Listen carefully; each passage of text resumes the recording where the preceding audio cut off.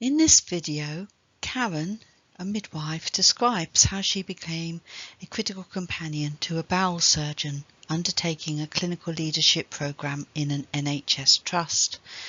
Karen role-modelled critical companionship strategies with the surgeon, who subsequently used these to support his wider team. Positive impact was demonstrated across the NHS Trust's bowel surgery services, but this also manifested at a human level in the critical companionship skills he used to enable Karen's own sister and her husband to experience a beautiful death.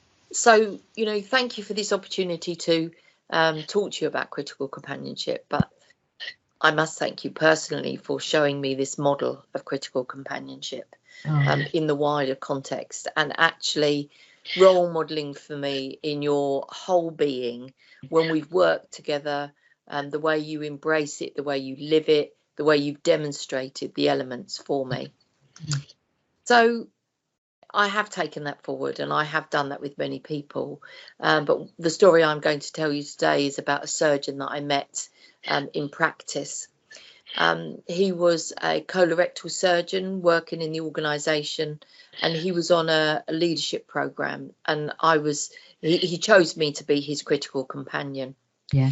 So we started working together, and I was able to co-create with him a safe space for us to enter into as humans, to explore some of the elements of critical companionship, so that I could role model for him those elements like you had for me. So we were mindful of mutuality and reciprocity and working together.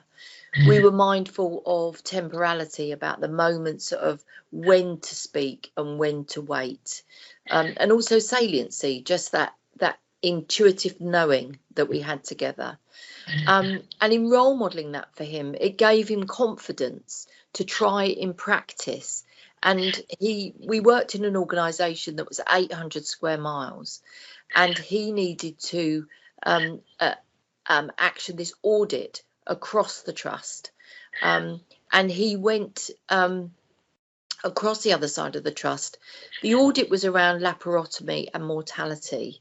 And he used critical companionship with his colleagues, and the methodology I role modelled, and was able to demonstrate a decrease below the national average, percentage-wise, of people having mortality at day one after laparotomy, which was really significant for patient care. Yeah, it certainly is. We then moved on, and our relationship flourished. And sadly, really, he became my sister's colorectal surgeon. She'd been very ill for 6 years. She was dying when she came back into his care.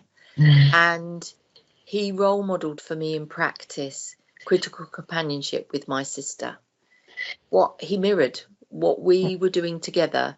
He mirrored with her in her death phase. We weren't sure that she was going to die when she came back into his care.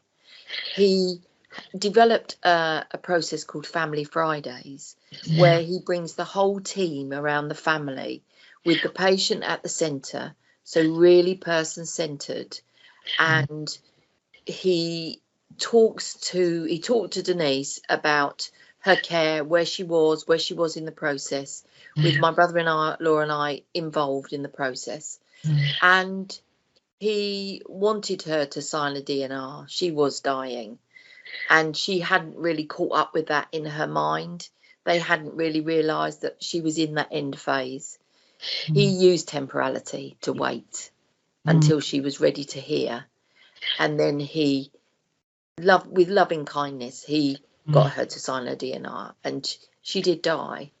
And what I watched him role model, what I'd role modelled for him and what you'd role modelled for me, about the tumbling in turbulence and the melding and blending.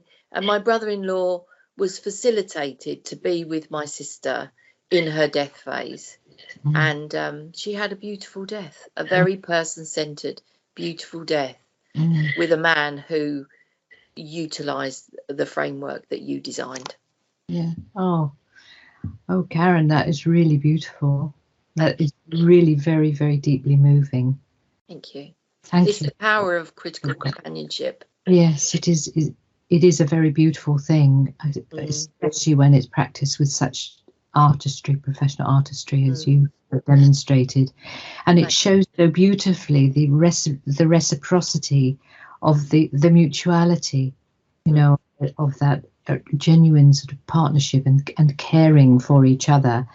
Yes. With what I call moderated love, and more recently human flourishing, loving kindness. Yeah, it's very, very, very beautiful. Thank you.